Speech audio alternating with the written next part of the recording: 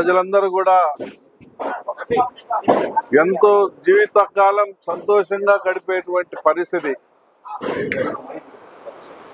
ఎందుకంటే ఈ ప్రాంత ప్రజల యొక్క కళ, ఈ ప్రాంత ప్రజల యొక్క అభీష్టమైనటువంటి జిల్లా సాధన అనేది ఈరోజు మా నాయకుడు చంద్రబాబు నాయుడు గారి పుణ్యాన మాకు సహకరించింది.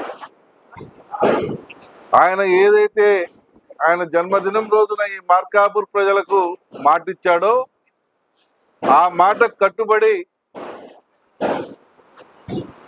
ఈ ప్రాంత ప్రజల యొక్క అభిమతాన్ని గౌరవించి ఈరోజు జిల్లా ఇస్తున్నట్టు ప్రకటించడం మా అందరికి కూడా ఆనందదాయకం, సంతోషించదగ్గ విషయం.